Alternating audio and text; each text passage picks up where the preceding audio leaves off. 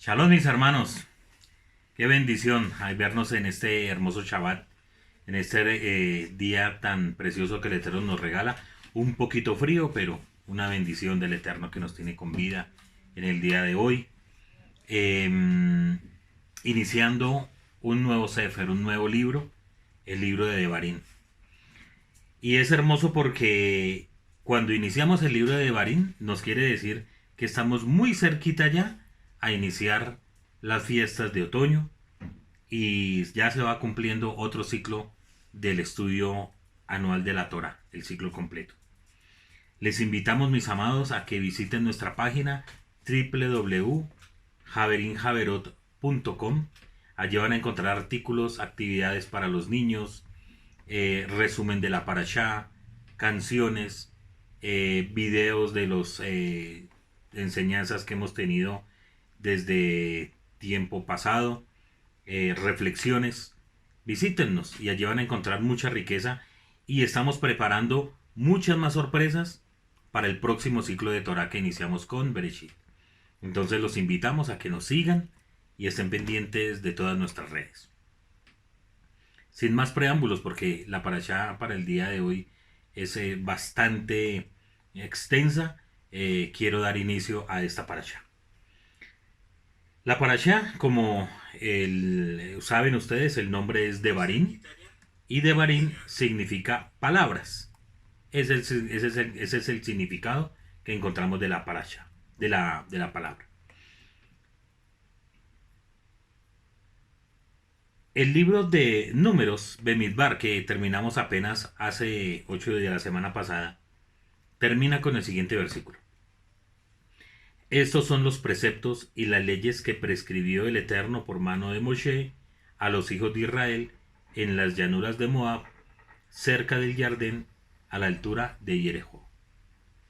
El pueblo de Israel, junto con su líder, ya se encuentra a puertas de tomar la promesa que el Eterno casi 5 siglos antes les había prometido. Cuando el Eterno le dijo a Abraham: daré para ti y para tu descendencia en pos de ti la tierra de tu extranjería, toda la tierra de Canaán como posesión eterna, y seré para ellos por Eloa. Eso lo encontramos en Génesis capítulo 17 versículo 8. Nos encontramos en este momento con un líder que, consciente de su propia partida, quiere por última vez dar unas instrucciones finales a este pueblo, contar la historia, no con la finalidad de recordarle los pecados al pueblo, ni recordarle sus faltas, ni reprochárselas.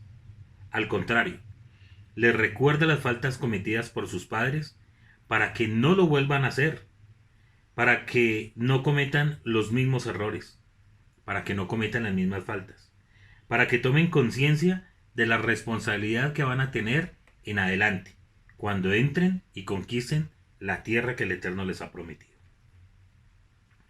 Este quinto libro de la Torá es conocido como Sefer Devarim. ¿Qué quiere decir Sefer Devarim? Muy bien, quiere decir rollo de palabras. También es conocido como Mishneh Torah, que significa repetición de la Torá. Este nombre está basado en el texto que encontramos en este mismo libro, Devarim, capítulo 17, versículo 18, que dice así: y será que al asentarse él sobre el trono de su reino, está hablando de un rey, deberá escribirse la repetición de la Torá, esta, sobre un rollo ante los Coanín, hijos de la tribu de Leví.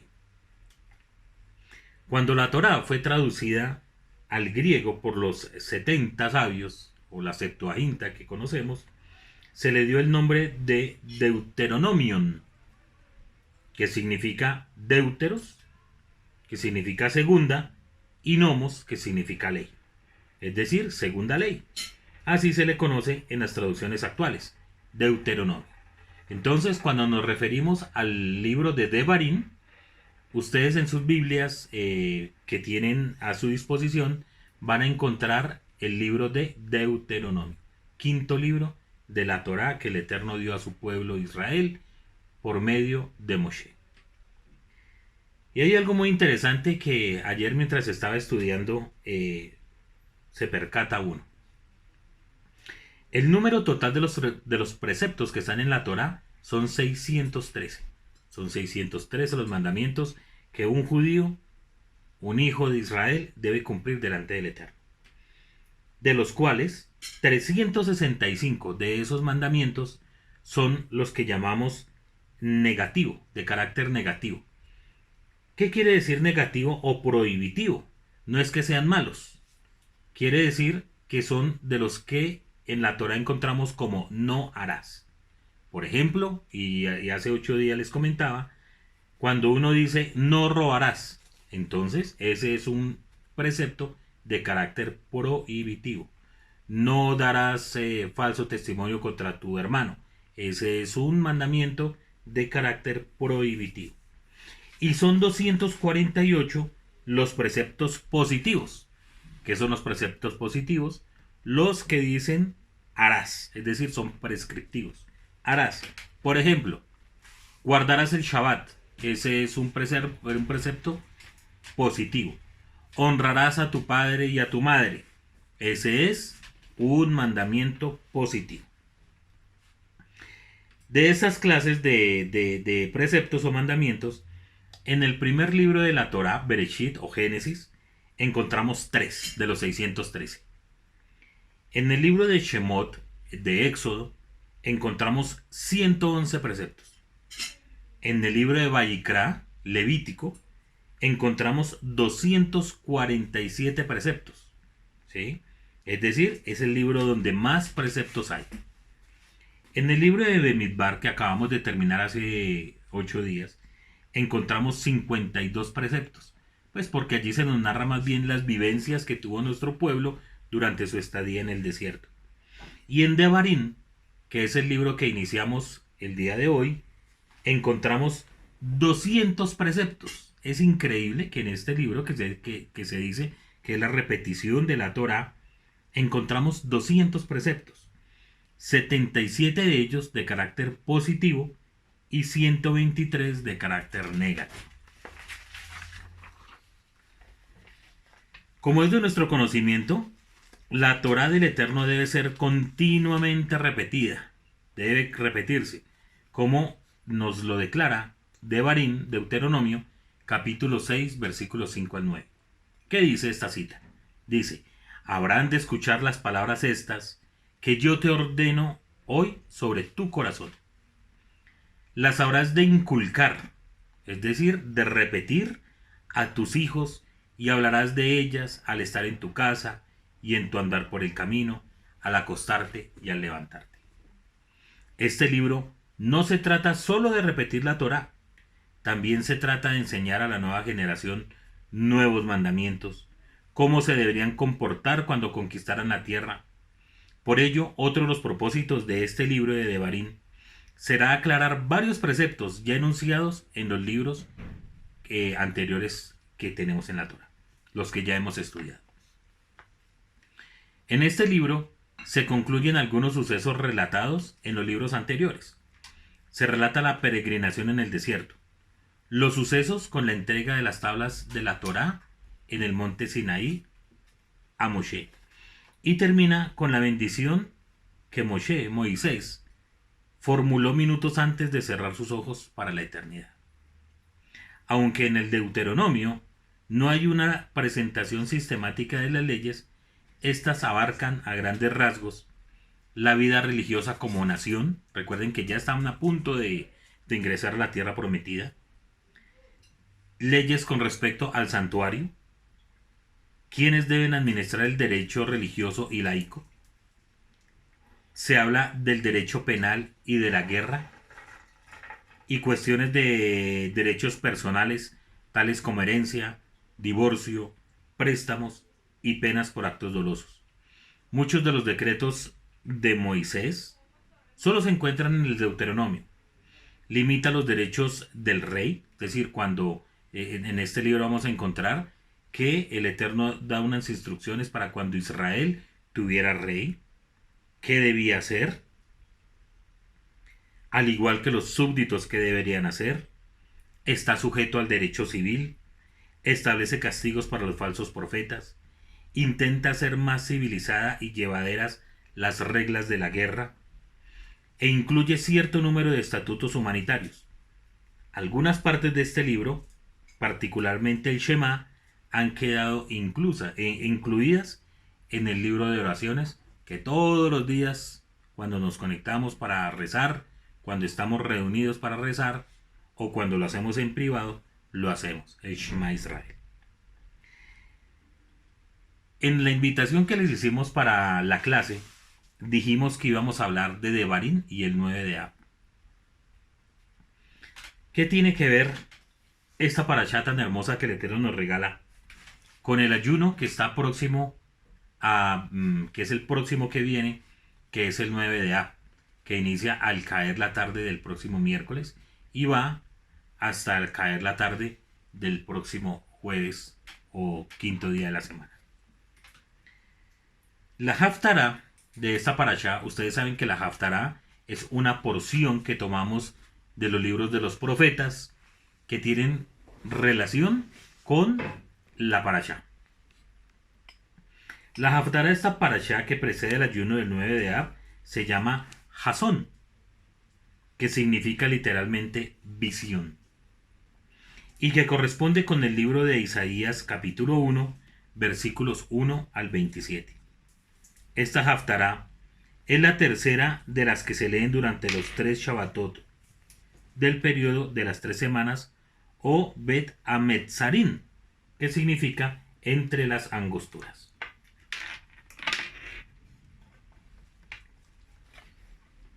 Muy bien. Estas 3 semanas transcurren entre el 17 del cuarto mes y el 9 del quinto mes, ¿sí? Que acabamos de iniciar apenas esta semana. Y se le conocen como días aciagos, pues nos recuerdan la destrucción de los santuarios de Jerusalén, el primero en el año 586 antes de la era común a manos de Nabucodonosor, rey de Babilonia, y el segundo a manos de Tito, emperador de Roma, en el año 70 de la era actual. Recuerden que hace apenas unos días, hace 2 semanas, tuvimos la bendición de reunirnos unos hermanos por medio de Zoom. Hicimos el shaharit, hicimos el ayuno y tuvimos un tiempo muy especial de estudio para el cual los invitamos también para que nos acompañen en este próximo ayuno. Vamos a mirar el texto que tiene Isaías. Ahora, quiero hacer una comparación antes de leer el texto y hacer el estudio que tenemos preparado para hoy. ¿Qué tiene que ver la visión que tuvo Isaías, que es lo que vamos a estudiar ahora, con el libro de Devarim? De pronto, al inicio, con lo que hemos leído, lo que ustedes han leído de la Torá, de los primeros 3 capítulos de este libro, no tendrían que ver con mucho. Sin embargo, durante todo el transcurso de la parashá de Devarim, del libro de Devarim, y en especial en los capítulos finales, digamos el capítulo 32, donde está la parashá Atzinu, que la vamos a ver ya cuando estemos hacia el final, Moshe habla en su calidad de profeta de todo lo que le puede pasar a Israel si finalmente no cumple con las promesas, no cumple con el propósito por el cual el Eterno lo envió y le dio la tierra de promisión. Habla de las bendiciones, habla de maldiciones, habla de las cosas que pueden pasar y aún se proyecta mucho más y nos habla de los tiempos finales. Así que, teniendo en cuenta ese contexto, podemos mirar detalladamente este estudio que tenemos de la parashá de hoy y de la Haftará en especial, que tiene que ver con Isaías y que tiene que ver con el 9 de Ab. El texto dice lo siguiente, versículo 1. Visión de Isaías, hijo de Amós, la cual vio acerca de Judá y Jerusalén en los días de Usías, Jotam, Acaz, Ezequías, reyes de Judá.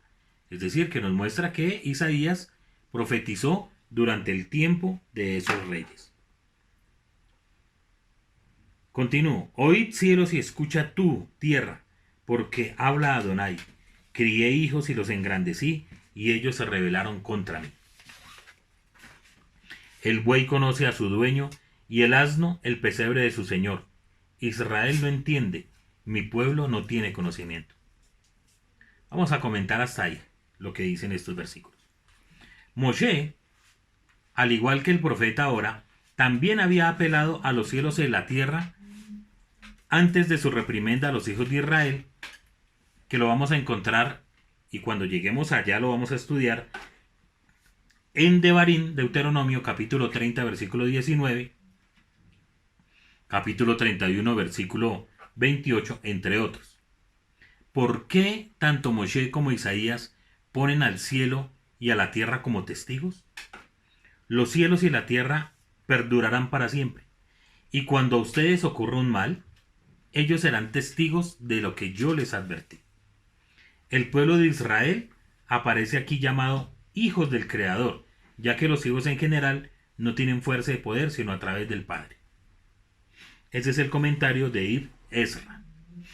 Y hay algo más interesante que dicen al respecto, y es que desde que el Eterno creó los cielos y la tierra, el sol siempre ha salido por donde sale y se oculta por donde sale. Nunca cambia, siempre perdura. La tierra siempre dará cosecha, siempre los ríos irán por su cauce, siempre la luna saldrá por su sitio donde sale y se oculta por donde es. La tierra siempre oscurecerá en la noche y dará su luz en el día. Nunca cambian. Es por eso que tanto Moshe como Isaías lo toman como testigos, porque son perdurables y nunca cambian. Además de esto, Radak, un rabino del medioevo, año 1100, 1200 más o menos, de la época de esta era común, cita el siguiente comentario de su padre de bendita memoria. O sea, él va a citar palabras que dijo el papá de él. Dijo así: a mis hijos he hecho crecer en mi Torá y los he elevado con mi divinidad.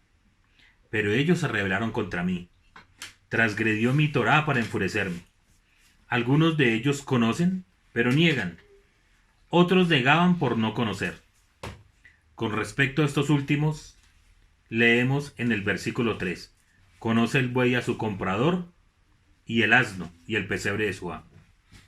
En otras palabras, según Radak, nuestro profeta tipifica a los transgresores de Israel en dos categorías, y esto es muy interesante para que entendamos. La primera categoría de los transgresores de la Torá es la persona culta e informada que niega la Torá alevosamente. Son estas personas que son preparadas, doctores, abogados, que tienen PhD, que saben de todo, menos de Torá. Y la niegan. Alevosamente dicen que no existe. Alevosamente dicen que el Eterno no existe. Que todo eso es una fábula, que todo eso es un cuento. Este es el primer grupo de transgresores. Y segunda, aquella que, desconociéndola, se comporta de modo infraanimal.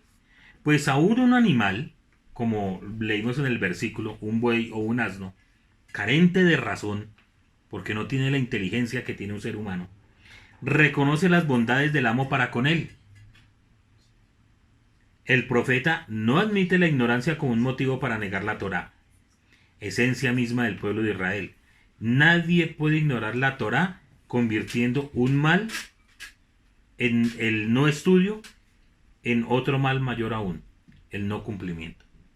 Entonces, ¿qué nos quiere decir el profeta? Que no hay excusa.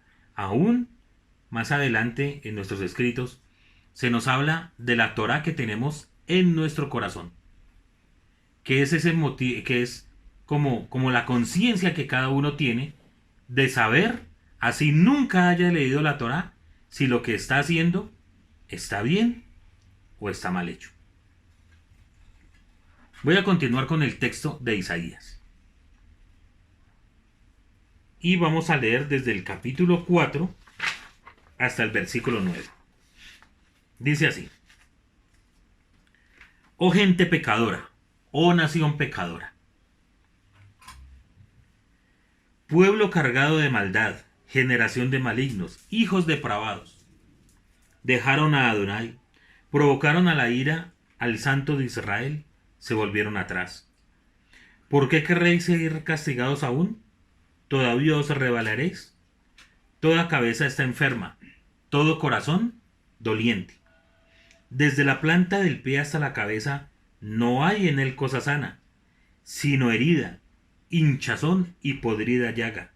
No están curadas ni vendadas, ni suavizadas con aceite. Vuestra tierra está destruida, vuestras ciudades puestas a fuego, vuestra tierra delante de vosotros comida por extranjeros, y asolada como el asolamiento de extraños. Y queda la hija de Sión como enramada en viña, y como cabaña en melonar, como ciudad asolada.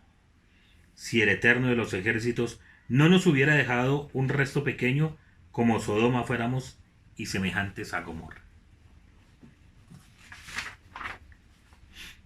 El profeta lamenta profundamente que el pueblo llamado nación escogida, gente consagrada, nación de reyes y sacerdotes, se ha convertido ahora en un pueblo malévolo, en un pueblo idólatra, en un pueblo que no hace justicia a sus ciudadanos, negando todo lo que la Torá del Eterno les enseñó en el desierto. Todo lo que trasegaron durante 40 años, todo lo que les fue enseñado, parece ser que lo olvidaron. Esta nación que fue llamada Nación Kadosh. El pueblo se compara a un cuerpo que está en estado de putrefacción. Ese cuerpo está vivo, pero está lleno de llagas y es suficiente como para estar recibiendo castigo, pues al parecer por más golpes que reciba, ya no sufre efecto. Es un cuerpo que ya está tan golpeado, lacerado, en putrefacción, que por más que se le diera golpes o se le tratara de hacer alguna reprimenda, ya no le va a surtir ningún efecto, porque finalmente ya está dañado. El profeta parece visualizar la caída futura de Judá y vislumbra su estado como lo fue el reinado de Israel. Recuerden que hacía más o menos 200 años antes, el pueblo, la nación o el reino de Israel, las 10 tribus que se separaron de Judá, fueron tomadas, asoladas y prácticamente desaparecidas. Y eso es lo que ve el profeta en esa visión que está teniendo con respecto a Judá. Sin embargo, el Eterno en su infinita misericordia deja un remanente. Y siempre, siempre, siempre el Eterno va a dejar un remanente de su pueblo. ¿Por qué? Porque a partir de ese remanente que dejó el Eterno en esta situación tan difícil del pueblo de Judá, ha hecho que el pueblo de Israel perdure hasta el día de hoy. Que la Torá del Eterno perdure hasta el día de hoy, que no se haya perdido. Porque de lo contrario, hubiésemos sido como Sodoma y Gomorra, que cayó fuego del cielo y acabó con todo. Y hay algo muy interesante, y es que el profeta se incluye entre los pecadores. Y esto nos da un ejemplo de la dimensión de la responsabilidad como comunidad. Cuando un miembro del cuerpo se enferma, todo el cuerpo se duele. No se puede aislar de ese dolor. De igual manera, el profeta Jeremías nos declara: nosotros nos hemos rebelado y hemos sido alevosos. Eso lo encontramos en Lamentaciones, capítulo 3, versículo 42. ¿Qué nos enseña el profeta en esto? Que nosotros debemos dolernos con nuestro pueblo, por nuestro pueblo. No importa que hoy estemos aquí conectados y leyendo Torá y todos los días conectarnos y rezar y tratar de ser buenas personas, sino que debemos incluirnos y sufrir como nación, porque nuestra nación se ha alejado del Eterno. Y debemos rogar a Hashem que seamos como cuerpo dolientes y podamos acercarnos como lo hicieron estos profetas de verdad tanto Isaías como Jeremías o como Daniel. Continúo del versículo 10 al 15.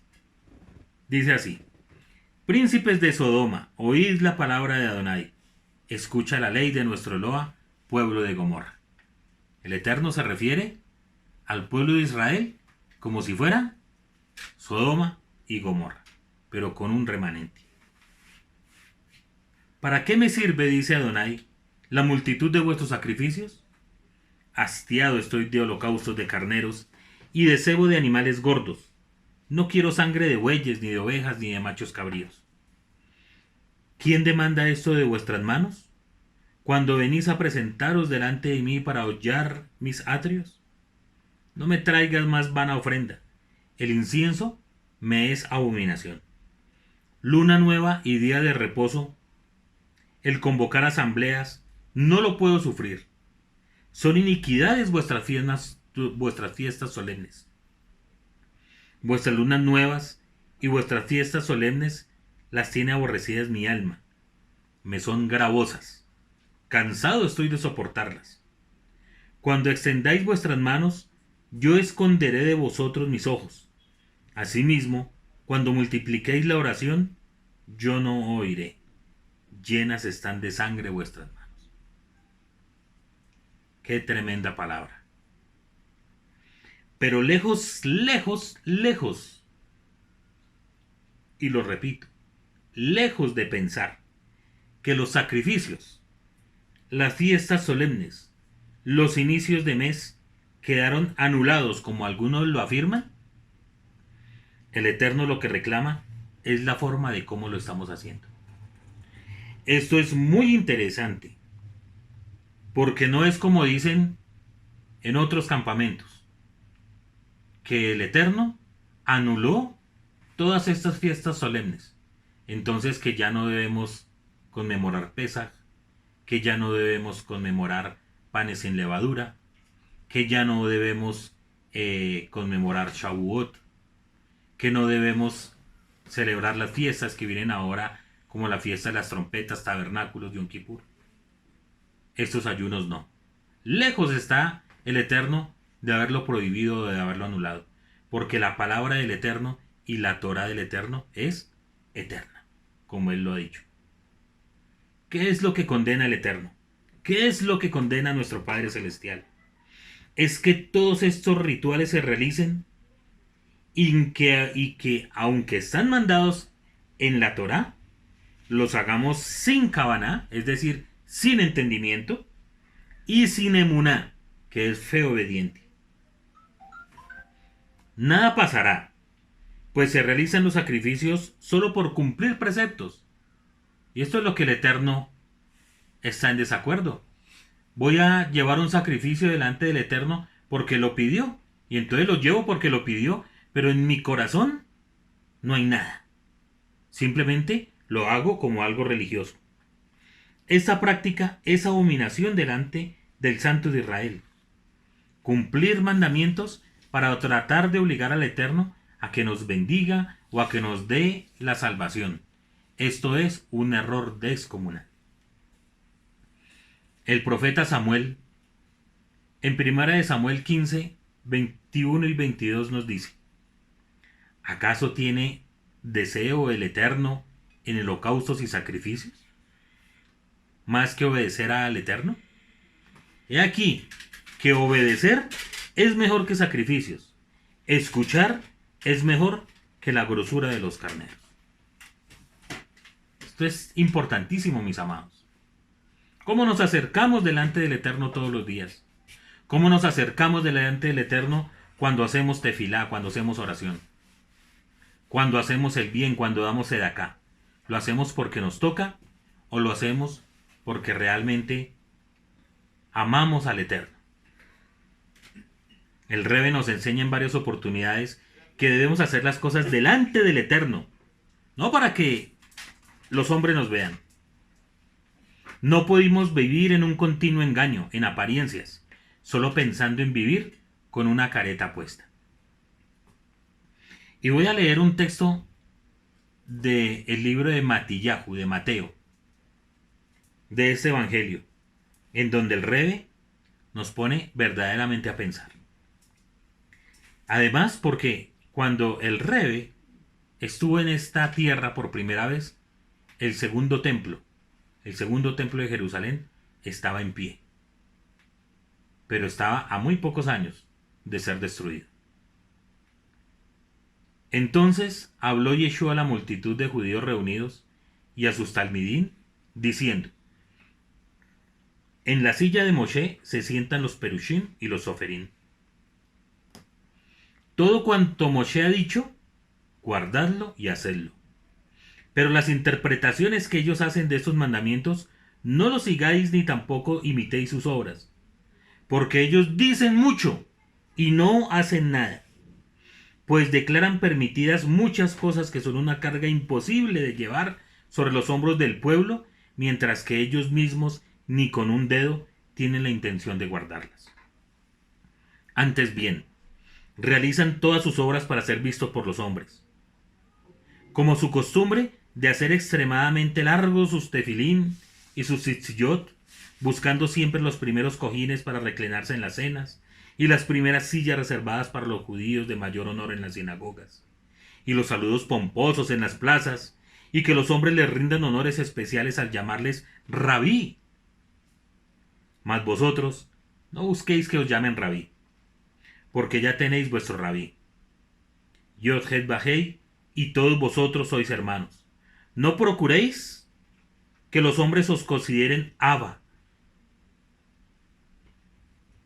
porque solo uno es vuestro Abba, es decir, uno solo es vuestro Padre, el Eterno. Ni andéis detrás del título de príncipe de Israel, porque uno es vuestro príncipe, el Mashiach. Más bien, que el más grande entre vosotros sea el que sirva a todos, porque el que se enaltece será humillado, pero el que se humilla será enaltecido. Pero ay de los soferín y de los perushín hipócritas. Por eso cerráis el Maljuda Shamaín delante de los gentiles, porque ni entráis vosotros, ni a los que están entrando dejáis entrar. Ay de los soferín y de los perushín hipócritas. Ellos son los que ponen 1000 obstáculos para hacer a un converso, y si luego de recorrer mal y tierra finalmente lo reconocen como prosélito, en verdad lo hacen más hijo del infierno que ellos mismos. Ay de vosotros, los guías ciegos que decís: todo el que jure por el Bet HaMikdash, por el templo, no es tan obligante, pero el que jura dar todo su oro al templo, está obligado a hacerlo. Insensatos y ciegos. ¿Qué tiene mayor peso? ¿El oro o el santuario que santifica el oro?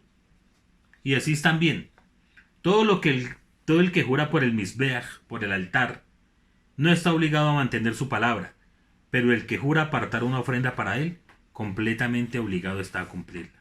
Ciegos. Porque ¿qué es mayor? ¿La ofrenda o el altar que santifica la ofrenda? De esto se deriva que quien juró por el altar, juró por él y por todo lo que puso sobre él. Y el que juró por el Bet HaMikdash, por el templo, jura por él y por todo el que habita en él. Y el que juró por el cielo, jura por el trono de Eloa y por quien está sentado en él. ¡Ay de vosotros!, continúa el rey, los soferín y los perushín hipócritas, que dais macerot, que dais diezmo de la menta y el eneldo, el comino, y habéis sido negligentes de lo que tiene mayor peso en la Torá. Mishpat, Gesed y Emuná, justicia, misericordia y fe. Estos misbot, estos mandamientos, eran necesarios establecer como prioridad sin dejar de cumplir los otros. Guías ciegos, que vivís siempre colando el mosquito y tragando el camello. Ay de vosotros, los soferín y perushín hipócritas, que limpiáis lo de afuera de la copa y del plato, mas por dentro estáis llenos de extorsión e impureza. Perush ciego, limpia primero la copa por dentro, para que también por fuera pueda limpiarse apropiadamente. Ay de vosotros, los soferín y perushín hipócritas, que han sido comparables a sepulcros pintados de blanco, que a la verdad se muestran hermosos por fuera, mas por dentro estáis llenos de huesos, de muertos y de toda inmundicia. Así también vosotros, exteriormente delante de los hombres, dais la apariencia de ser sadiquín, de ser santos, mas por dentro estáis llenos de hipocresía y no guardáis la Torá. Ay de vosotros, los soferín y peruchín hipócritas, pues edificáis los sepulcros de los profetas y adornáis los monumentos de los sadiquín, de los justos, y decís: si hubiésemos vivido en los días de nuestros padres, no habríamos sido cómplices en el derramamiento de la sangre inocente de los profetas. De modo que dais solemne declaración jurada contra vosotros mismos, que sois hijos de los que mataron a los profetas. Terminad pues de completar la medida de culpabilidad de vuestros padres, serpientes, engendrados por víboras. ¿Qué recurso legal podéis inventar para escapar el día del juicio del Geinón, del infierno? Porque aquí que yo os envío profetas y sabios y escribas, y sé que de ellos mataréis y colgaréis en maderos, y azotaréis en vuestras sinagogas, y perseguiréis de ciudad en ciudad, para que pueda venir sobre vosotros toda la sangre justa que está siendo derramada sobre la tierra, desde la sangre de Abel el justo hasta la sangre de Sejaría, hijo de Berequías, a quien asesinasteis entre el Ejal y el Misbeach. De cierto os digo, todo esto vendrá sobre esta generación. Y aquí viene lo más conmovedor de todo lo que ha dicho el rey. Jerusalén, Jerusalén, la que mata a los profetas y apedreas a los que te son enviados. ¿Cuántas veces quise juntar a tus hijos como la gallina junta sus pollitos debajo de sus alas, y no quisiste? Y aquí se cumplirá. Esta casa es abandonada en su ruina. En verdad os digo, bajo ningún concepto esperéis que me revele a vosotros hasta que en completa teshuva digáis: Baruch Abba Beshem Adonai, bendito el que viene en el nombre del Eterno. Y saliendo del Bet Hamikdash, del templo, mientras se iba, se le acercaron sus talmidín para mostrarle las edificaciones del templo. Entonces, respondiendo, Yeshua dijo: ¿os referéis a toda esta construcción? Ciertamente os digo, bajo ningún concepto ha de ser dejado aquí piedra sobre piedra que no sea derribada. Estas fueron las palabras del rey, poniéndonos en evidencia, no solamente a los perushim, no solamente a los fariseos, a los saduceos y a los escribas, porque esto no es una oda en contra de las autoridades de nuestro pueblo, no. Aquí el rey, aunque se dirige a ellos, a esas autoridades, nos está hablando a cada uno de nosotros. A cada uno de nosotros que cuando damos el diezmo, nos gusta publicar que lo hicimos.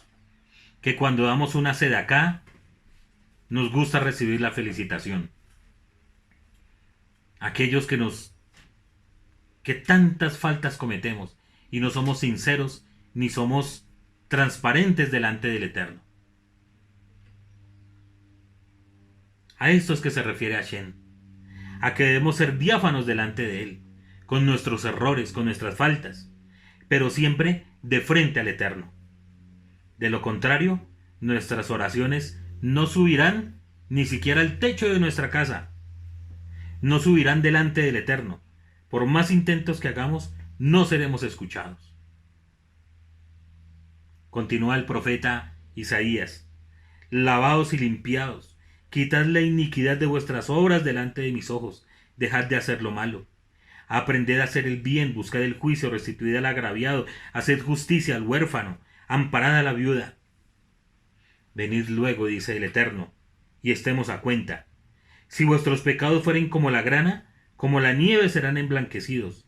Si fueren rojos como el carmesí, vendrán a ser como blanca lana. Si quisiereis y oyereis, comeréis el bien de la tierra.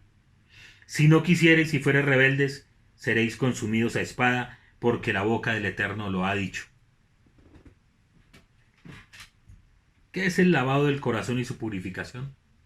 Nos preguntamos.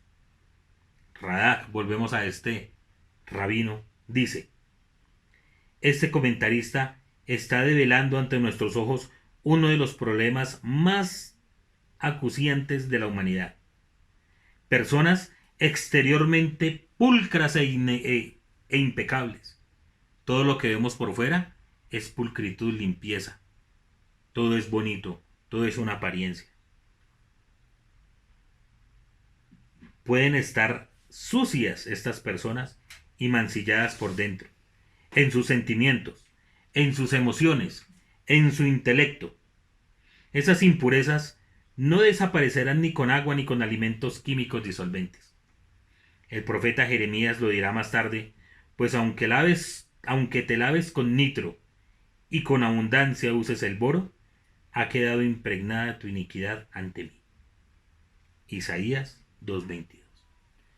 Por más que nos bañemos, por más que nos pongamos bonitos, por más que nos perfumemos, si nuestro corazón está dañado, todo lo demás está dañado. Cuando el profeta habla de aprender a hacer el bien, parece referirse a la justicia de los jueces, pues la injusticia fue una de las razones de la destrucción del santuario de Jerusalén. El salmista nos dice: aléjate del mal y haz el bien, busca la paz y corre en pos de ella. Eso lo encontramos en Salmos 35:15. El rabino Marcos Ederi agrega: no debe existir una actitud neutral frente a los acuciantes problemas de la vida cotidiana y las aberraciones sociales. La solución de los problemas del otro debe generarse en nuestra bondad y no solo en nuestra incomodidad. El profeta Isaías continúa: ¿cómo te has convertido en ramera, oh ciudad fiel? Llena estuvo de justicia. En ella habitó la equidad, pero ahora los homicidas. Tu plata se ha convertido en escoria. Tu vino se ha mezclado con agua. Tus príncipes, prevaricadores y compañeros de ladrones, todos aman el soborno y van tras las recompensas. No hacen justicia al huérfano, ni llega a ellos la causa de la viuda. Por tanto, dice el Señor de los ejércitos, el fuerte de Israel: Ea, tomaré satisfacción de mis enemigos, me vengaré de mis adversarios. Y volveré mi mano contra ti, y limpiaré hasta lo más puro de tus escorias, y quitaré toda impureza. Restauraré tus jueces como al principio, y a tus consejeros como eran antes. Entonces te llamarán ciudad de justicia, ciudad fiel. Sión será rescatada con juicio, y los convertidos de ella con justicia. Los versículos 21 al 27 de esta profecía representan el anverso y el reverso de una misma moneda. Gloria y ruina, justicia y delincuencia, generosidad y perversión, testimonian la dualidad del ser humano. Los habitantes de Jerusalén no escapan a esta realidad, pues son las personas que embellecen un lugar y no a la inversa. No es el lugar el que embellece a las personas, es la persona la que embellece el sitio donde vive. No es el barrio donde vivas, no es la ciudad donde vivas, no es la casa donde vivas. Es las personas que habitan esa casa, cómo la embellecen, cómo la hacen sentir. Los profetas de Israel, que han cantado su gloria como ciudad fiel, no se abstienen de llamarla ahora por boca de Yesayahu ciudad prostituida. La descripción de la corrupción y de la delincuencia es simple, impactante y sin doble mensaje. El discurso es claro. Por lo tanto, hay una esperanza: que los imputados comprendan. Si lo hacen, la solución se ha logrado. Sión será rescatada por medio de la justicia, y habrá pronto retorno. Habrá un retorno y una restauración. La ciudad consagrada volverá a ser fiel. El pueblo de Israel se purificará como el metal en su escoria, como el metal de su escoria, y volverá a residir en la ciudad donde resplandecerá el ungido, el Mashiach, que el Eterno enviará a su pueblo. Nosotros decimos que el Eterno retornará a su pueblo. Hasta aquí la cita del rabino Marcos Ederi. ¿Qué nos enseña todo esto que hemos hablado hoy? Mis amados, estamos a puertas del 9 de A, y en nuestro amado pueblo La mayoría de todos los judíos, toda la comunidad judía, estará este próximo quinto día de la semana ayunando y en luto por el templo de Jerusalén y por muchas otras desgracias que han llegado para este día. Pero, ¿nos es lícito ayunar? Nosotros que tenemos a nuestro Rey y Santo Maestro que fue dado por el Eterno, ¿qué debemos hacer?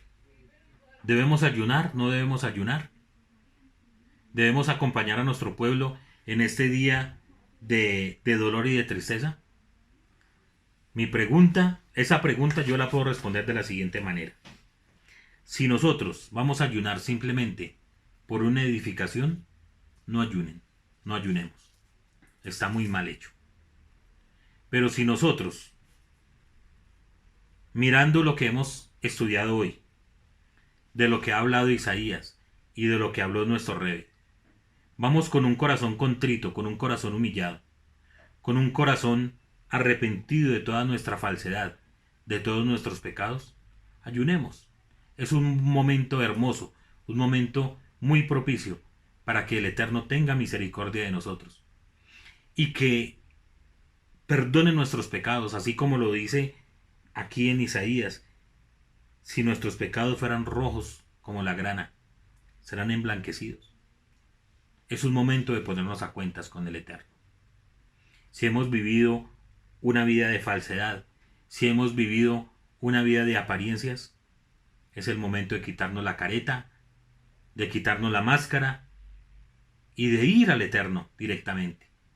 Y tenemos una ventaja, que el Rebe, nuestro Rebe, Yeshua Mashiach, con su muerte, rompió esa cortina que nos separaba del Eterno.